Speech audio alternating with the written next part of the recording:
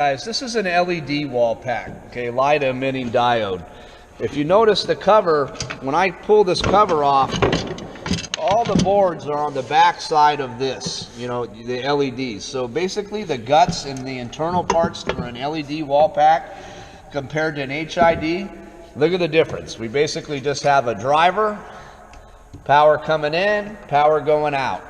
Easy to troubleshoot. First thing I do, if this ain't working, I unhook, check for voltage, whatever my output voltage is on my driver, input 100 to 277, my output should be 19 to 37 volts. So if I'm not getting voltage here, that tells me my driver's bad and I have to replace it. 90% of the time, it's the driver that goes bad.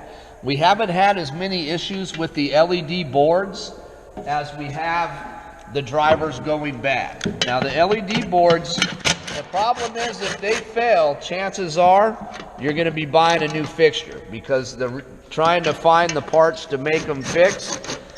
You can find the drivers, but we can't find the boards yet. This is all you're looking for, these LED boards. And this is a 250 watt equivalent LED wall pack. So this is the same as that 250 high pressure sodium we just did, or metal halide. This is the equivalent in LED.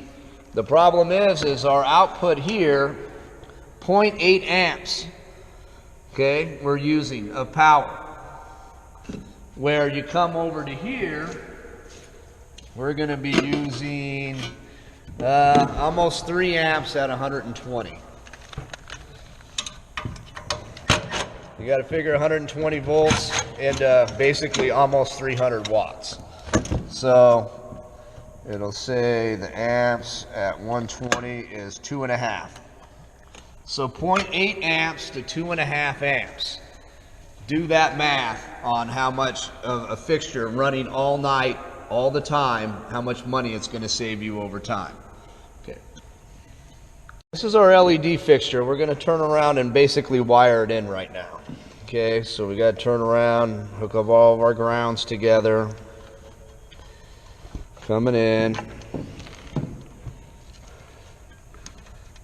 Hook up our fixture.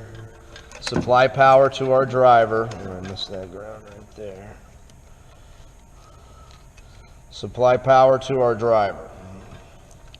Now these drivers range from basically 100 to 277 volts. So they can be hooked up 120, 208, 240, and 277.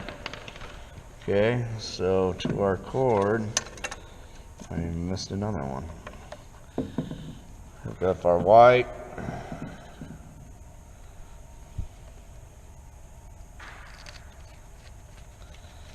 White to white.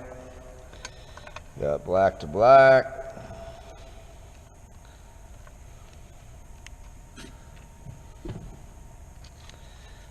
And we got to get all of our grounds and the whole thing together.